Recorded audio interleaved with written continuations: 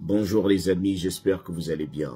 Alors, c'est le Général Alligator et par cette vidéo, je voulais un peu répondre à la question de savoir si on doit réserver sa place avant d'aller à l'interview, si on doit payer déjà le billet. Alors, j'aimerais d'abord rappeler que lorsque vous remplissez votre formulaire DS 160, il y a une partie où on demande si vous avez un plan détaillé de votre itinéraire. Vous allez par où exactement?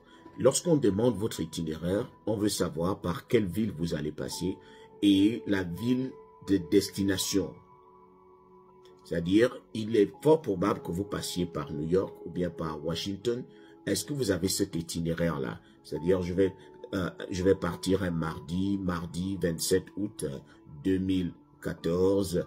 Je vais à telle ou telle heure, je vais arriver à telle ou telle heure, je vais passer par tel ou tel aéroport et ma destination finale, c'est tel ou tel aéroport. Parfois, on pose cette question et beaucoup disent souvent non parce que lorsque tu vas à l'interview, tu n'es pas sûr que tu vas avoir le visa. Donc, certaines personnes disent non, donnent des estimations. J'ai envie, par exemple, j'ai envie de voyager au mois de juillet, le 12 juillet, par exemple. Ça, c'est une estimation. Rien n'est précis, il n'y a aucun document physique qui prouve que tu vas réellement voyager le 12, parce que tu n'as pas réservé la place. Il y en a aussi qui arrivent à réserver la place. Moi, lorsque j'étais parti, j'avais réservé la place. D'ailleurs, dans la deuxième vidéo, dans la vidéo qui suivra, je vais vous dire exactement comment je m'étais pris pour réserver la place. Moi, j'avais réservé la place, mais j'avais réservé la place avec une agence. J'avais utilisé un agent pour me réserver la place. C'est vrai que je payais les frais avec lui. Et c'était du genre, si je n'obtiens pas le visa, je pourrais venir reprendre mon argent. Si je n'obtiens pas le visa. Parce que je n'étais pas sûr. Personne n'est sûr si ce n'est celui qui va t'interroger. Donc, lorsque vous savez que vous n'êtes pas sûr, d'ailleurs, c'est même conseillé de ne pas prendre le risque de réserver la place, surtout dans des agences ou bien dans des compagnies où vous savez très bien qu'on ne va pas vous rembourser de l'argent. C'est un risque. Imaginez, vous allez à l'ambassade, vous avez déjà réservé la place et on ne vous donne pas le visa. Comment vous vous sentiriez-vous? Donc, c'est vraiment un risque. Il est demandé, surtout que la partie où on va vous demander l'itinéraire doit être, vous êtes censé la remplir. Soit par un nom, même si vous mettez le nom, on va vous demander des estimations. Donc, il faut au moins avoir une date en tête. À partir de quelle date voudriez-vous voyager? Est-ce que vous pouvez nous donner une fourchette? C'est pour combien de temps? Donc, c'est un peu cela.